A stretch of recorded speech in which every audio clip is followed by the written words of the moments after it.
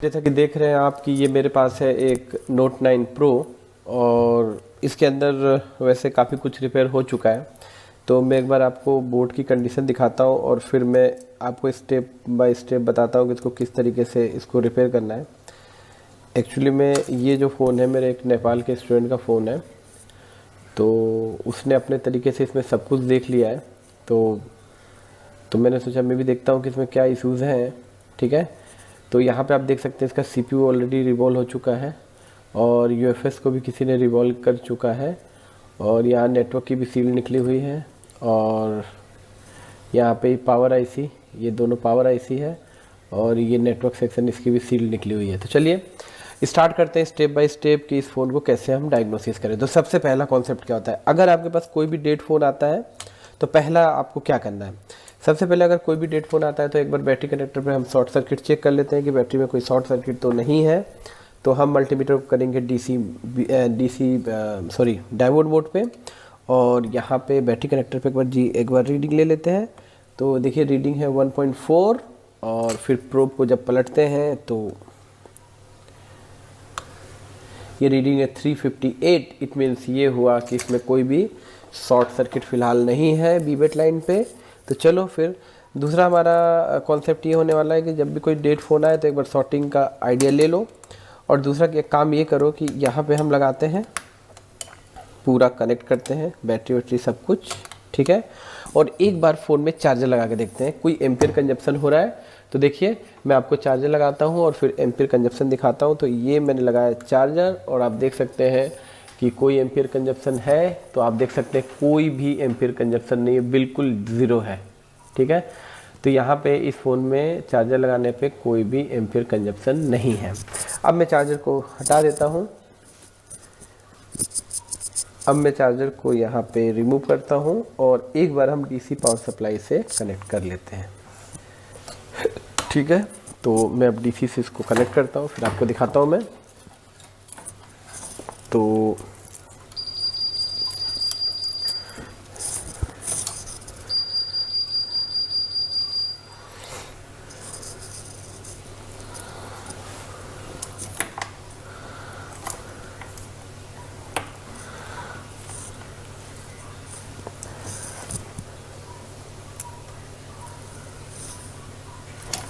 तो आप देख सकते हैं DC पावर सप्लाई की केबल हमें मिल चुकी है बड़ी मुश्किलों से और इसको हम एक बार DC से कनेक्ट करते हैं और फिर देखते हैं एम्पियर कंजप्शन क्या होता है।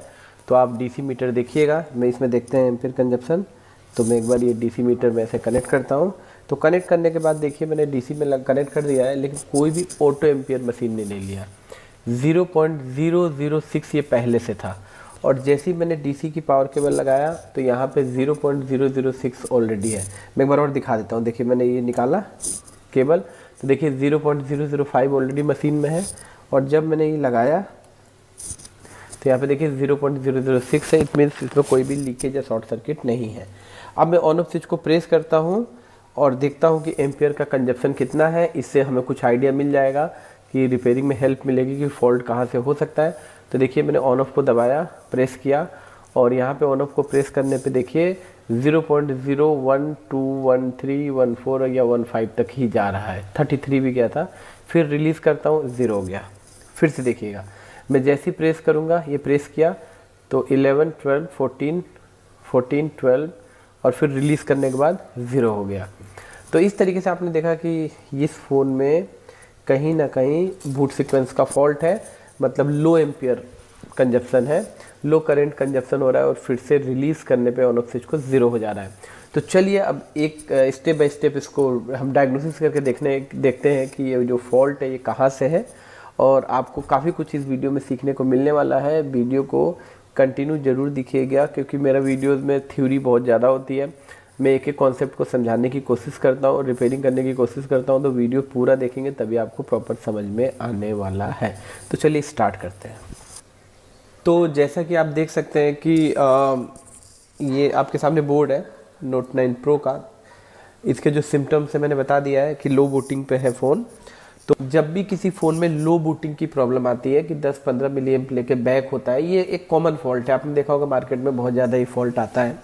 तो बेसिकली ऐसी सिचुएशंस में हमें क्या करना चाहिए? तो सबसे पहले मैं आपको ऐसी सिचुएशन में क्या करना चाहिए एक थोड़ा सा बेसिक फंड देता हूँ।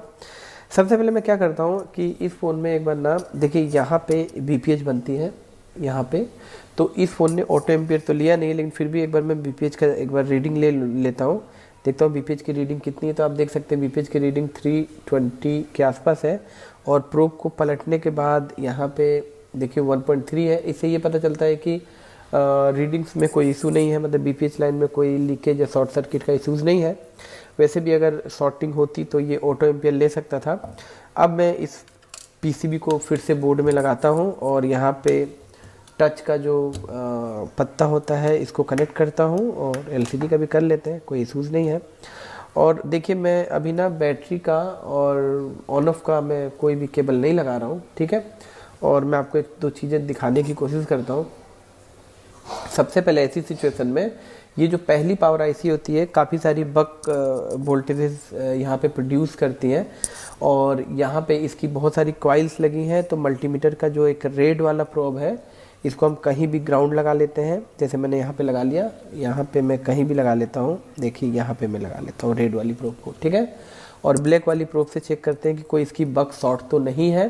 तो एक एक करके टेस्ट करते हैं। तो यहाँ पे देख सकते हैं 380 समथिंग 370 के आसपास है, और दूसरी वाली जो बक है 328-27 है, ये भी शॉर्ट नहीं है। तीसरी बक देख सकते हैं 0.049, ये भी शॉर्ट नहीं है। इसको आपको समझना पड़ेगा, कई लोग इसको शॉर्ट समझते हैं, बीप आती है और लो GR आता है तो कई लोग शॉर्ट समझते हैं।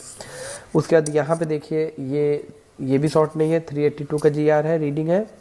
और इस पिन पे भी, इस कॉइल पे भी 200 समथिंग है, तो इसके ऊपर भी शॉर्ट सर्किट नहीं है। तो इस तरीके से इसकी बक्स तो सही दिख रही है, और लो LDO भी ठीक है, BPH भी ठीक है। अब थोड़ा ऊपर भी देख लेते हैं कि यहाँ पे भी तो कोई शॉर्ट सर्किट नहीं है। तो देखिए ये जो ऊपर की जो दो कॉइल आप देख रहे हो ना, एक ये और एक ये जो दोनों कॉइल है, ये तो भाई लाइट और ग्राफिक की है, तो इसको अपन अभी छोड़ देते हैं। ये लाइट की है और ये ग्राफिक की है, क्योंकि इससे डेड है तो इस पर फोकस करना सही नहीं है।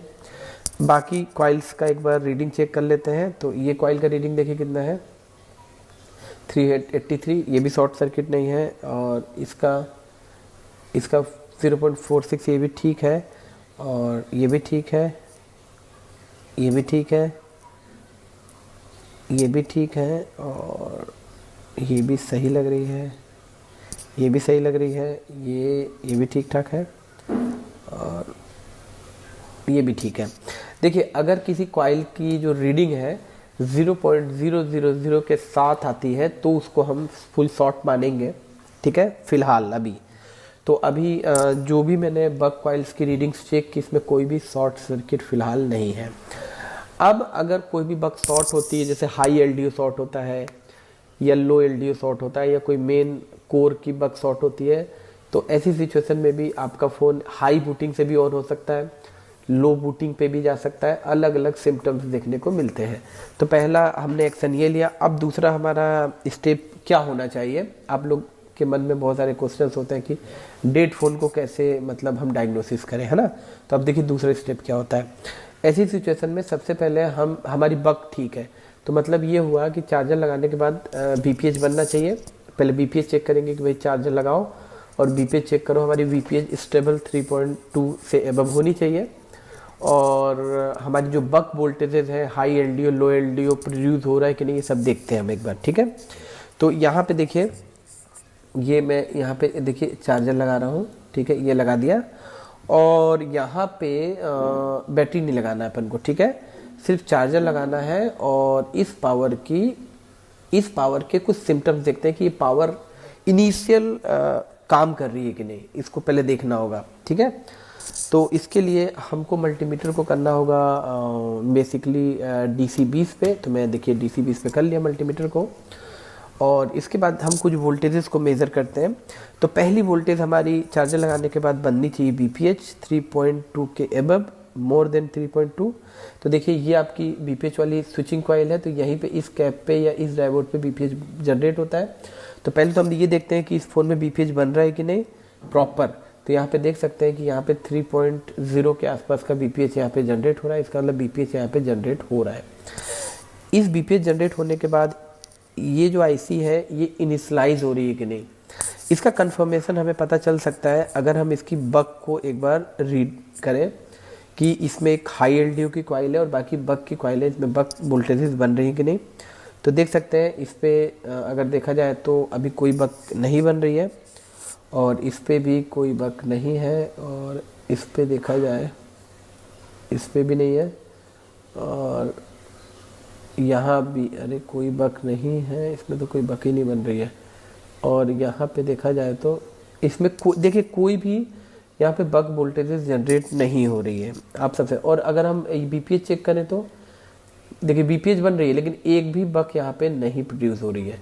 तो देखिए बहुत मतलब समस्या है कि क्योंकि बक तो बननी चाहिए, प्राइमरी स्टेज पे तो बक बननी चाहिए। और पावर आईसी पे देखिए ऑलरेडी काम हुआ पड़ा है, कोई बात नहीं, हम और भी चीज़ें चेक कर लेते हैं। तो अच्छा, अब दूसरा प्रोसेस अप्लाई करते हैं, ठीक है।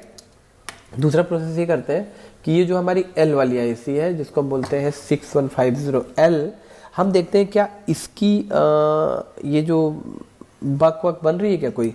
तो वैसे तो मुझे चांस कम लगता है लेकिन फिर भी एक बार देख लेते हैं, क्योंकि पहला हाई एलडीओ नहीं बनेगा तो फिर इसका ये ऑन होना बड़ा मुश्किल होता है। तो सबसे पहले इसके बीपीएच इन हो रही है कि नहीं एक बार देख लेते हैं। तो बीपीएच कहाँ पे आती है, देखिए बीपीएच तो इन हो रही है यहाँ पे। अब देखते हैं कि इसके कुछ वोल्टेजेस बन रहे हैं क्या। तो यहाँ पे देखते हैं, देखिए यहाँ भी नहीं है, बहुत अजीब फॉल्ट है। तो यहाँ भी नहीं है, कोई वोल्टेजेस नहीं है इसके, कुछ रिस्पॉन्ड ही नहीं है, इसीलिए लो बूटिंग पे फ़ोन है आपका। ये देखिए यहाँ कोई वोल्टेज नहीं है देखिए, लेकिन देखिए वीपीएच इन हो रही है, देखिए वीपीएच इन हो रही है लेकिन वोल्टेजेस कोई भी फ्लो नहीं कर रहे हैं। यही रीज़न है कि ये फ़ोन लो बूटिंग पे है। सपोज करो अगर कुछ बक बनती या कुछ एलडीओ वोल्टेजेस बनती ना, तो आपका फ़ोन कुछ एम्पियर कंजप्शन होता है ऑन ऑफ को प्रेस करने के बाद, जैसे 40 एम्पियर, 50 एम्पियर, 60 एम्पियर या 100 एम्पियर, और फिर ऑन ऑफ को रिलीज़ करने के बाद ज़ीरो हो जाता। तो इसका मतलब कुछ बक और एलडीओ बन रही है। आपने इस फ़ोन में देखा था कि बिल्कुल बस 10 से 15 मिली एम्प लेके और ज़ीरो हो जा रहा था। तो यही रीज़न है कि कोई भी वोल्टेज नहीं बन रही। तो ऐसी सिचुएशन में हमें क्या करना चाहिए, हमारा पहला स्टेप क्या होना चाहिए। देखिए ये जो फॉल्ट है बेसिकली देखा जाए तो ये इस क्लॉक का भी हो सकता है, ये जो क्लॉक क्रिस्टल देख रहे हो ना इसका भी हो सकता है, क्योंकि सबसे पहले SPMI प्रोटोकॉल रीसेट होता है और उसके बाद से फिर आगे का प्रोसीजर स्टार्ट होता है। तो इसके अगर पावर आईसी के अंदर अगर क्लॉक से रिलेटेड कोई फॉल्ट आ गया या इसकी जो SPMI प्रोटोकॉल में कोई इश्यूज़ आ गया, लाइन इसकी ब्रेक हो गई CPU से, तब भी लो बूटिंग में चला जाता है फ़ोन। इसके अलावा हमारी पावर आईसी ख़राब हो जाए तब भी लो बूटिंग में फ़ोन जा सकता है। और अगर इसका कोई एलडीओ मेन एलडीओ कोई शॉर्ट हो गया तब भी लो बूटिंग पे जा सकता है। इसके अलावा हमारी एल वाली आईसी में कोई इश्यूज़ आ गया तब भी लो बूटिंग में जा सकता है, और CPU से भी ये फॉल्ट आता है। तो पहले हम करें क्या, अब यहाँ पे सवाल ये पैदा होता है कि पहले हम करें क्या। तो मेरे हिसाब से एक बार ऐसे लो बूटिंग का अगर इस टाइप से इश्यूज़ आते हैं तो एक बार हमें मैं चाह रहा हूँ कि जो पहली वाली पावर आईसी है, ये जो क्या नंबर है इसका 6250 जो है, एक बार इसको मैं चेक करना चाहता हूँ कि इसका SPMI जो प्रोटोकॉल है उसकी कंडीशंस, और एक बार इस क्लॉक को मैं हीट मार के एक बार थोड़ा सा मूव करके देखूँगा, क्योंकि क्लॉक क्रिस्टल के भी कई बार ख़राब होने से लो बूटिंग में फ़ोन चले जाते हैं। और अगर नॉर्मली अगर ऐसे फिर भी ठीक नहीं होता है तो फिर हम दूसरा कोई प्रोसीजर अप्लाई करके देखते हैं। तो चलिए सबसे पहले मैं एक बार क्रिस्टल को एक बार देखता हूँ मूव करके।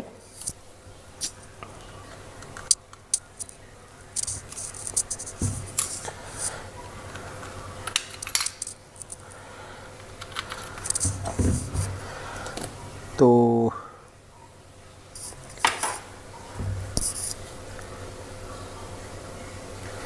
एक बार क्रिस्टल को मैं एक बार फ्लक्स लगाता हूँ थोड़ा सा, और एक बार क्रिस्टल को मैं मूव करके देख लेता हूँ। कई बार क्रिस्टल के भी ड्राई होने से भी, जैसे सैमसंग के A50 ये सब फ़ोनों में आपने कभी देखा होगा कि कई बार क्रिस्टल जो होता है वो ड्राई हो जाता है, और क्रिस्टल के ड्राई होने से भी इस तरीके का फॉल्ट देखा गया है। आपने अब अगर कभी फेस किया होगा तो आपको पता होगा। तो एक बार मैं क्रिस्टल को एक बार देखता हूँ मूव करके।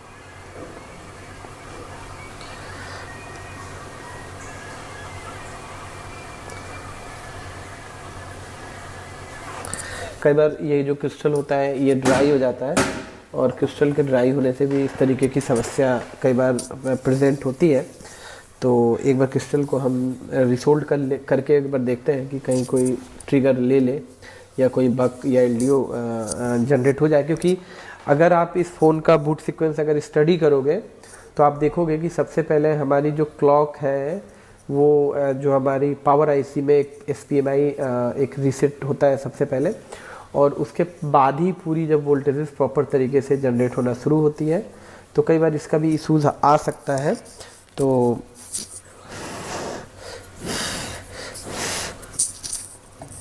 तो ये थोड़ा सा कूल हो चुका है, तो एक बार हम लगाते हैं बोर्ड को। ठीक है, तो मैंने यहाँ पे देखिए यहाँ पे लगा लिया है, और यहाँ पे देखते हैं हमने यहाँ पे देखिए चार्जर लगाया, और चार्जर लगाने के बाद हम यहाँ पे एक बार फिर से मेज़र करते हैं वोल्टेजेस को। तो देखते हैं वोल्टेजेस कुछ बनी या नहीं बनी। तो BPH यहाँ पे बन रहा है, और कॉइल्स पे अभी भी स्टिल है, नो एनी वोल्टेजेस। ठीक है, तो दूसरा अब देखिए एक काम और हो सकता है कि हम इस पावर आईसी को एक बार रिप्लेस करके देख सकते हैं। क्योंकि पावर आईसी जो होता है, जो हमारी ये जो क्लॉक क्रिस्टल होता है ना, ये 38.4 मेगाहर्ट्ज़ क्लॉक जनरेट करके इस पावर को देता है। फिर पावर ये पूरे CPU में और भी NFC कंट्रोलर या RF IC को डिस्ट्रीब्यूट करती है, और जितने भी प्रोटोकॉल्स होते हैं। तो कई बार इस आईसी के ख़राब होने से भी फ़ोन आपका लो बूटिंग में चला जाता है।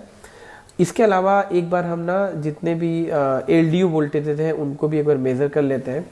क्योंकि कई बार हमारे जो LDO सर्किट के शॉर्ट होने से भी आपका फ़ोन लो बूटिंग पे जाता है। तो एक बार मैं क्या करता हूँ कि इसके पावर आईसी को उठाने के पहले पावर आईसी के आसपास जितने भी नॉन पोलराइज कैपेसिटर्स है ना, इनको एक बार ना मैं एक बार इसका रीडिंग ले लेता हूँ कि हो सकता है कोई LDO लाइन शॉर्ट हो, और LDO लाइन के शॉर्ट होने से भी इस टाइप की समस्याएं आती हैं। ठीक है, तो एक बार हम देखते हैं LDO लाइन को। तो इसके लिए हम फिर से मल्टीमीटर को करते हैं डायोड मोड, जैसे कि आप देख रहे हैं। और एक बार मैं पिक्चर क्लियर करता हूँ, हाँ ये अब सही दिख रहा है। और एक बार हम देखिए रेड वाली पिन को ग्राउंड लगाएंगे, और एक बार जो आसपास जो कैप्स लगे हैं ना, इनकी रीडिंग्स एक बार ले लो आप। ठीक है, क्योंकि रीडिंग्स बहुत ज़रूरी है। क्योंकि कई बार ये कोई अगर LDO शॉर्ट हो जाएगी ना, तो फिर इस कंडीशन में भी ये इस टाइप की प्रॉब्लम्स आती है। तो जो रीडिंग्स होती है, कोई भी ऐसा कैप नहीं होना चाहिए जो दोनों तरह साइड से 0 वैल्यू दे। ठीक है, इस चीज़ को आपको ध्यान में रखना है। ठीक है, तो कोई भी ऐसा कैप नहीं होना चाहिए जो दोनों साइड से 0.00 की रीडिंग दे। कोई भी लाइन शॉर्ट होगी तो फिर हमें उसको देखना होगा। तो इस तरीके से एक बार आप ज़रूर मेज़र कर लीजिए कैप्स को, ताकि आपको पता चले। ठीक है,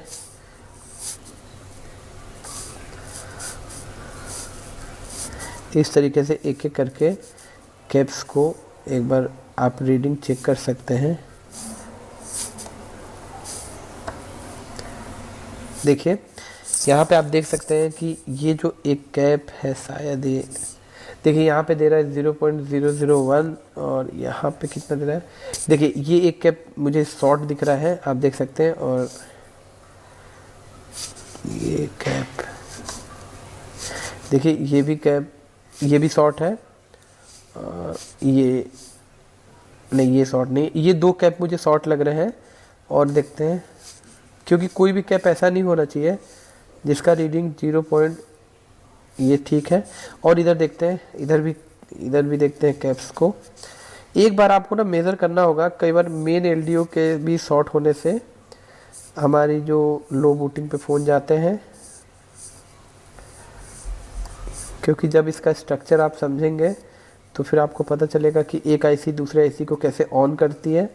अब यहाँ पे देखते हैं एक बार, यहाँ पे एक बार देख लेते हैं कंडीशन। ये भी ठीक है, ये भी ठीक है। यहाँ पे 380,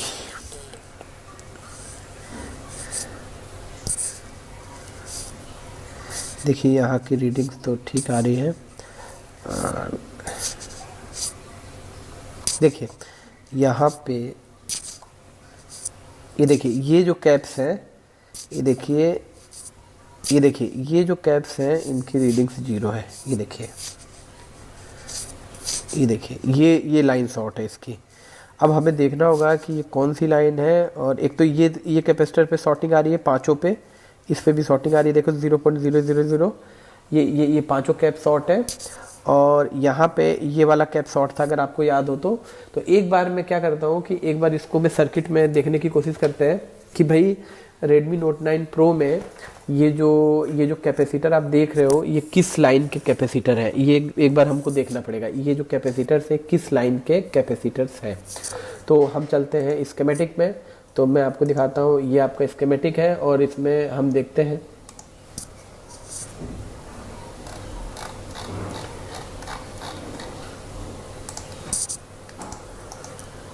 तो अब हम चलते हैं स्कीमेटिक्स में और देखते हैं कि कौन सी लाइन शॉर्ट है। तो ये यहाँ पे स्कीमेटिक में जाके Xiaomi का हम ओपन करते हैं और Xiaomi ओपन करने के बाद Redmi Note 9 Pro, एक काम करते हैं हम इसका पहले तो हम बिट मैप ओपन करते हैं, ठीक है, Xiaomi का और Note 9 Pro, तो Note 9 Pro और बिट मैप इसका ओपन करते हैं। मैं आपको दिखाने की कोशिश करता हूँ कि लाइन कौन सी है जो शॉर्ट है, और आप भी इसको याद रखिएगा, इस लाइन के शॉर्ट होने से लो बूटिंग पे फ़ोन जाता है। ये आपके एक्सपीरियंस के लिए काफ़ी काम आएगा। और ये है ये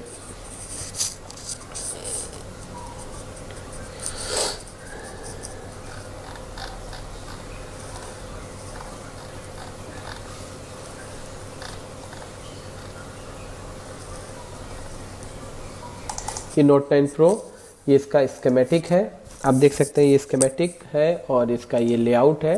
तो हर चीज़ मैं ओपन कर लेता हूँ ताकि हमको इस लाइन को देखने में हेल्प मिलेगी कि ये जो लाइन है कौन सी लाइन है जो शॉर्ट है।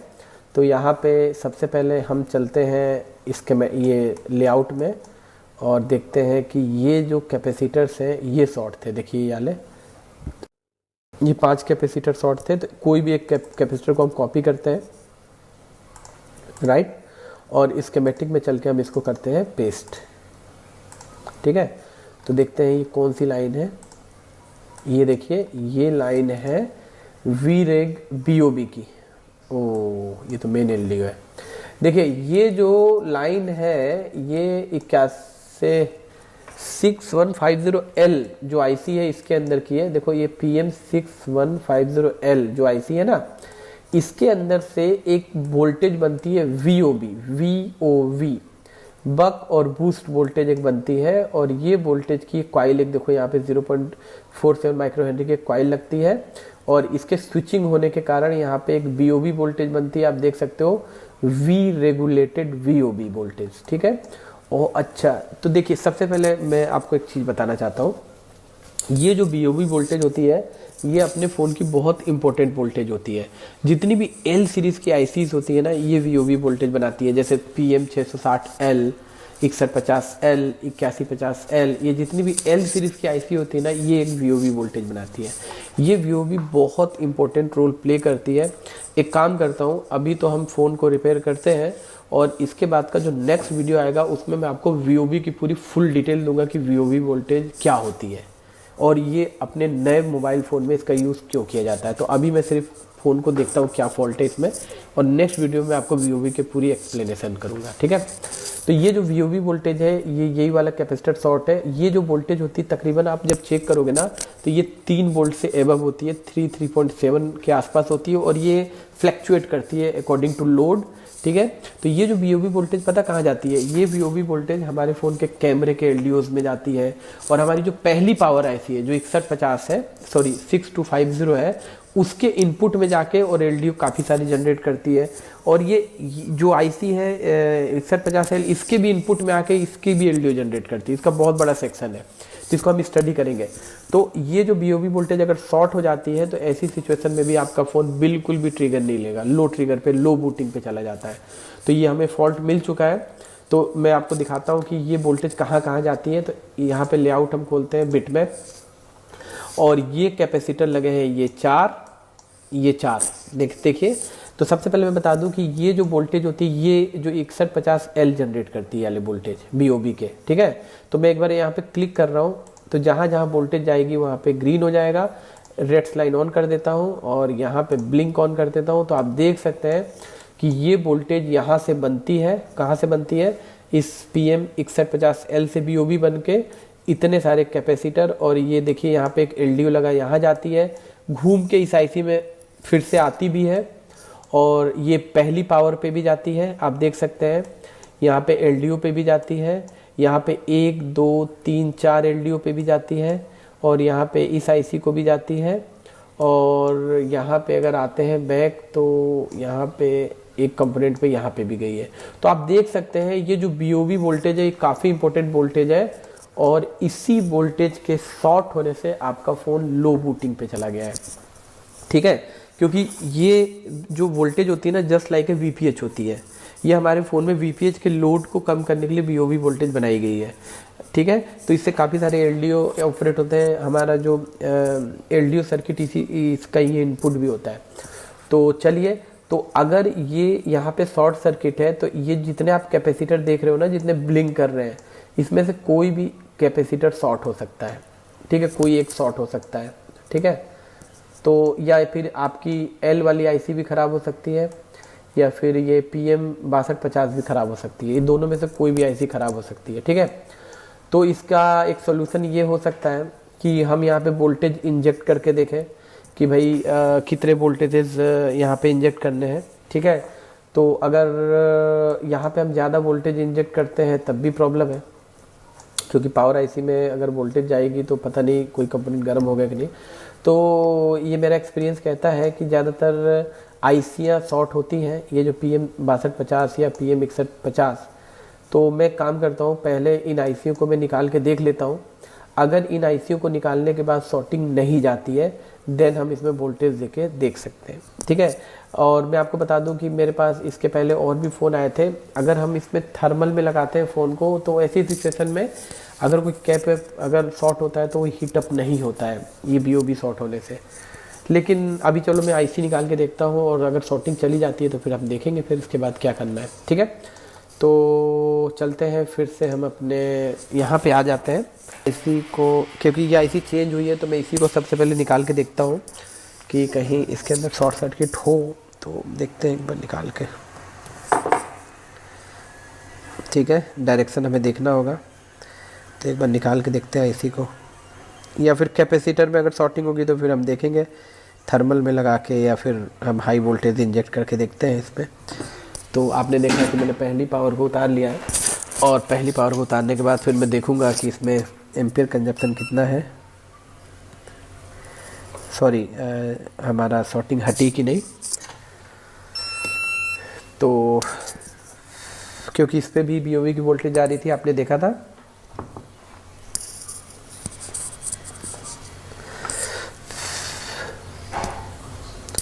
क्योंकि मैं अभी वोल्टेज इसमें नहीं इंजेक्ट करना चाहता हूँ, क्योंकि वोल्टेज मुझे हाई वोल्टेज देनी पड़ेगी, क्योंकि यहाँ पे 3.7 जनरेट होती है। इसीलिए अभी मैं IC निकाल के देख लेता हूँ। तो हम इस कैपेसिटर पे एक बार शॉर्टिंग चेक कर लेते हैं। IC मैंने निकाल दी है, और देखते हैं कि इसमें शॉर्ट सर्किट है कि नहीं। ओ, अभी भी शॉर्ट सर्किट है। देखिए अभी भी शॉर्ट सर्किट है, काम नहीं बना हमारा, ठीक है।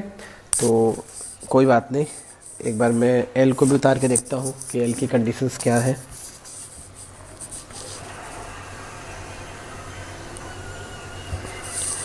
अब ये पहले से इसमें थोड़ा सा हीट पड़ी हुई है इस फ़ोन में, इसीलिए मैं IC उतारने को पहले प्रेफर कर रहा हूँ, क्योंकि हो सकता है कि IC में इश्यूज़ हो, इसीलिए मैं IC पहले उतार रहा हूँ। इसके डायरेक्शन को हमें ध्यान रखना होगा। तो L को भी हमने निकाल लिया, ठीक है। L को निकालने के बाद तो हमने दोनों ICs को निकाल दिया, और अब एक बार हम देखते हैं, क्योंकि देखिए अगर इसमें हाई एम्पियर इंजेक्ट करेंगे इसकी शॉर्टिंग को निकालने के लिए, तो कई बार LDO शॉर्ट हो जाते हैं, ICs काफ़ी करंट कंजप्शन कर लेती है। तो एक बार IC निकाल के हम देख लेते हैं, अगर नहीं होगा then we will go for inject current, okay. तो अब फिर से हम एक बार देखते हैं इसकी कंडीशंस क्या हैं। तो बोर्ड को देख लेते हैं, बोर्ड ठंडा हो जाना चाहिए, गर्म मोड पे कभी भी मल्टीमीटर की प्रोब नहीं लगानी चाहिए। अब मल्टीमीटर की रेड वाली प्रोब हम लगाते हैं ग्राउंड, और एक बार हम चेक करते हैं कि शॉर्टिंग की कंडीशन क्या है। तो कैपेसिटर का ये सिरा जो है, ये देखिए आप देख सकते हैं कि यहाँ पे जो शॉर्टिंग थी वो हट चुकी है और रीडिंग आ गई है 449, और दूसरे साइड में ग्राउंड। तो यहाँ पे देखिए शॉर्टिंग हट चुकी है, पहले 0.00 के साथ शॉर्ट था, मतलब हमारी जो एल वाली आईसी है ये आपकी शॉर्ट थी। ठीक है, तो इस तरीके से आपने देखा कि जो बीओबी जो वोल्टेज शॉर्ट हो रही थी उसके लिए PM6150L वाली आईसी शॉर्ट थी, और इसी को निकालने के बाद ये शॉर्टिंग हट गई। अगर इस आईसी को निकालने के बाद भी शॉर्टिंग नहीं हटती, देन ये जो कैपेसिटर्स थे या एलडीओ थे ये ख़राब होते और इनको हम निकाल के लगाते। तो ये जो आईसी है हम इसको रिप्लेस करेंगे, दूसरी आईसी लगाते हैं और फिर देखते हैं फ़ोन की कंडीशन। और फिर मैं आपको आईसी को लगाने के बाद हम वीओबी को भी चेक करेंगे कि वीओबी के आउटपुट्स कितने निकलते हैं।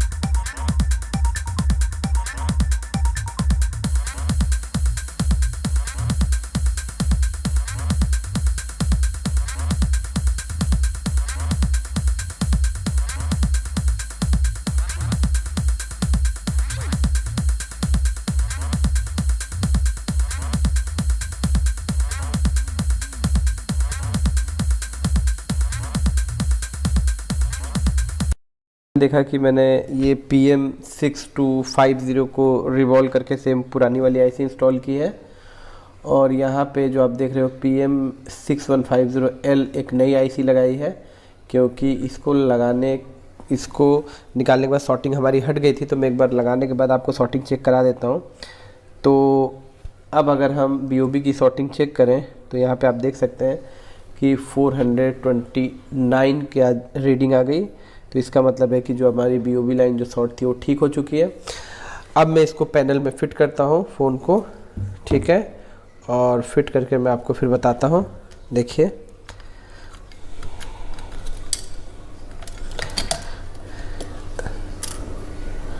ये आप देख सकते हैं पैनल में फिट करके, और मैं सिर्फ चार्जिंग का केबल लगा रहा हूँ, ठीक है। ये देख सकते हैं आप, मैं सिर्फ चार्जिंग की केबल लगाया हूँ, और LCD की भी केबल लगा लेते हैं, लेकिन मैंने बैटरी अभी देखिए नहीं लगाई है, ठीक है। तो देखते हैं। तो सबसे पहले यहाँ पे मैं लगाता हूँ चार्जर, ठीक है, और 1 मिनट में चार्जर को कनेक्ट कर लूँ, उसके बाद फिर तो ये मैंने चार्जर लगा लिया है, बैटरी लगाने की ज़रूरत नहीं है, ठीक है।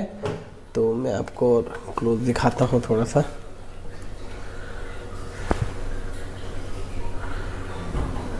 ठीक है, ठीक है।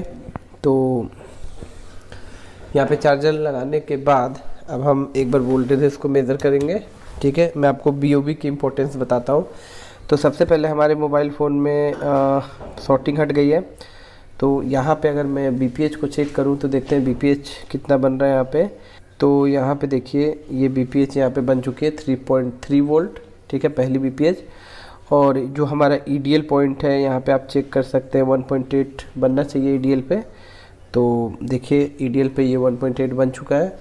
तो ये पहली पावर IC का रिस्पॉन्ड मिल रहा है। यहाँ पे ऑन ऑफ स्विच पे भी वोल्टेज आप चेक कर सकते हो। ऑन ऑफ स्विच पे तो पहले ही वोल्टेज आ रही थी। इसके बाद हम इसकी एक बार बक को मेज़र करते हैं। तो देखिए तो जो बक वोल्टेज है वो कितनी कौन सी बन रही है। तो यहाँ पे आप देख सकते हैं ये हाई LDO है 2.0 के आसपास, 2.0 के आसपास, जो कि पहले नहीं बन रही थी। ये 1.0 है कोर वोल्टेज है बक की, ये 1.0 ये भी CPU के लिए है, और ये नहीं बनेगी, मॉडेम की हो सकती है।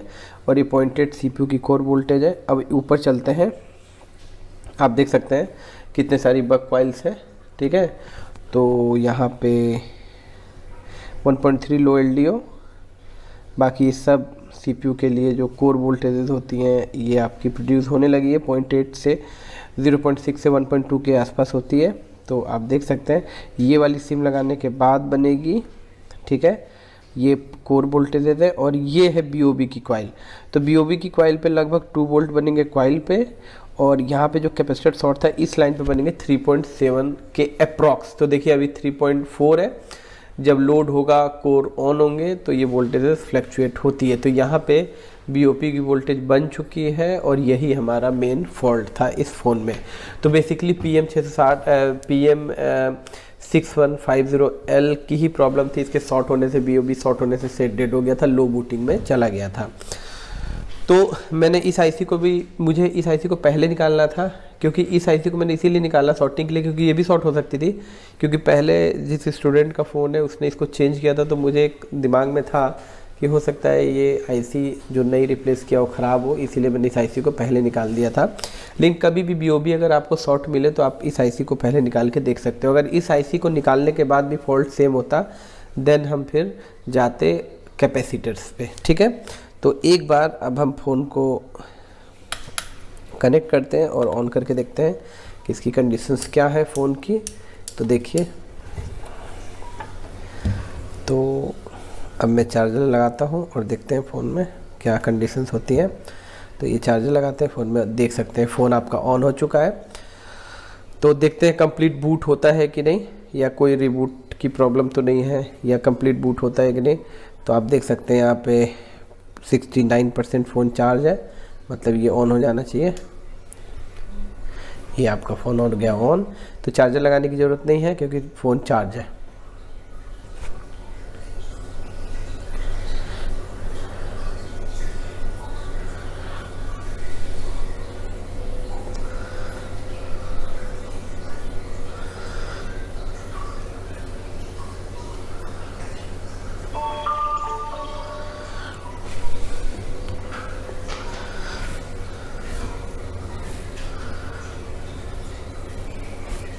तो ये देखिए फ़ोन ऑन हो चुका है और इस फ़ोन के अंदर आप देख रहे थे कि जब हमने फ़ोन को डायग्नोसिस किया था तो लो बूटिंग में था, सिर्फ BPH बन रही थी, बाकी वोल्टेजेस कोई भी नहीं बन रही थी। तो आई होप ये जो वीडियो मैंने शूट किया है और जिस तरीके से मैंने डायग्नोसिस किया है इसके बारे में आपको हेल्प मिलेगी। और मैं ज़रूर इसके बाद का जो नेक्स्ट वीडियो होगा BOB पे बनाने वाला हूँ। BOB बक और बूस्ट वोल्टेज, ये जितने भी डबल पावर IC कॉन्सेप्ट है और ट्रिपल पावर IC कॉन्सेप्ट है, इसमें BOB वोल्टेज का एक इम्पोर्टेंट रोल प्ले करती है। तो मैं इसका पूरा डिज़ाइन बना के आपको एक्सप्लेन करने वाला हूँ कि BOB का क्या फंक्शन होता है। तो चलिए दोस्तों, मिलते हैं फिर से नेक्स्ट वीडियो में, तब तक के लिए आपका बहुत बहुत धन्यवाद।